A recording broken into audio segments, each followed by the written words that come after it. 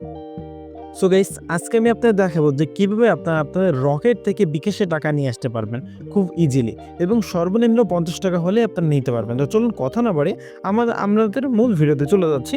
তো কথাবার্তা একটু ডিস্টার্ব হলে সেগুলো একটু মানায় নিবেন। তো ফার্স্ট অফ অল আমার বিকাশ অ্যাপ্লিকেশনের ভিতরে চলে যাচ্ছি। এখানে আমি সরাসরি আমার বিকাশ অ্যাপ্লিকেশনের ভিতরে চলে আসছে। এখান থেকে আমার যদি ব্যালেন্সটা আমি দেখি, ব্যালেন্সে বর্তমানে হচ্ছে 1095 টাকা 25 পয়সা। তো এখন আমরা কি করব, আমরা চলে যাবো আমাদের রকেট অ্যাপ্লিকেশনের ভিতরে। তো সরাসরি আমরা আমাদের রকেট যে অ্যাপ্লিকেশন আছে এটা ভিডিও চলে আসছে। এখানে আমার ব্যালেন্সটা দেখি, ব্যালেন্স আছে হচ্ছে 55 টাকা। তো আমরা এখানে বিকাশে কিভাবে ট্রান্সফার করব, যদি আমরা সেন্ড মানি করি সেক্ষেত্রে আমাদের রকেট করতে পারবো। যেহেতু আমরা রকেট থেকে বিকাশে নিয়ে যাচ্ছি সেক্ষেত্রে আমাদের ফান্ড ট্রান্সফার এখানে ক্লিক করতে হবে। আমি ফান্ড ট্রান্সফারে ক্লিক করে দিয়েছি। তো দেন এইখান থেকে আপনারা বিকাশ নিতে হলে এখানে দেখতে পাচ্ছেন MFS, আপনারা এখানে ক্লিক করে দিবেন। এখানে ক্লিক করলে দেখতে পাবেন এখানে কি দেখতে সিলেক্ট MFS, আমরা এখানে ক্লিক করব এবং এখান থেকে দেখতে পাচ্ছেন আপনারা বিকাশ, এই যে ইসলামী ব্যাংক, এমক্যাশ এবং হচ্ছে ইসলামী ওয়ালেট, এই তিনটাতে আপনারা ট্রান্সফার করতে পারবেন। আমি বিকাশটা সিলেক্ট করে দিচ্ছি। দেন বিকাশ নাম্বারটা আমি আমার নাম্বারটা এখানে বসাই দিচ্ছি। আপনার নাম্বারটা বসাই দিবেন। দেন রেফারেন্স এখানে আপনারা যে কোনো কিছু দিতে পারেন। দেন অ্যামাউন্ট এখানে বলি, এখানে অবশ্যই ফি কাটবে। আপনার 1008 টাকা 50 পয়সা হচ্ছে আপনার ফি কাটবে।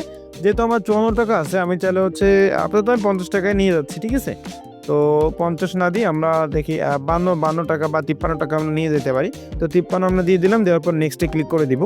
নেক্সটে ক্লিক করে দেওয়ার পর এখান দিয়ে দেখতে পাচ্ছেন আমাদের কত টাকা চার্জ এখানে শো করতেছে। তো আমি তাহলে একবারে আরও নিয়ে চলে যাই অ্যামাউন্টে। আমি যদি টোটাল এটা দিয়ে দিই তাহলে কি আমাদের নিবে? হ্যাঁ, হয়তো নিবে। তো এখন আমরা এখানে আমাদের পিন নাম্বারটা দিয়ে দিব। পিন নাম্বার দেওয়া শেষ। এখন আমরা এটা চাপ দিয়ে ধরে রাখতেছি। এখন এটা আমরা দেখতে পাবো সাথে সাথে সরি আমাদের তাহলে 1 টাকা একটু কমাই দিতে হবে। আমরা 1 টাকা একটু কমাই দিই, ঠিক আছে। মানে আমাদের ফি সব মানে পরিমাণ নাই।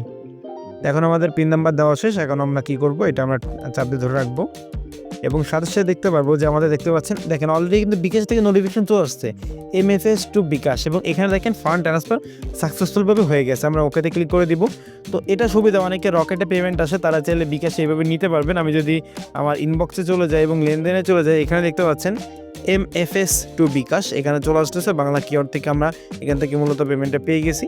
তো মূলত এইভাবে হচ্ছে আপনারা রকেট থেকে বিকাশের টাকাটা নিয়ে আসতে পারবো।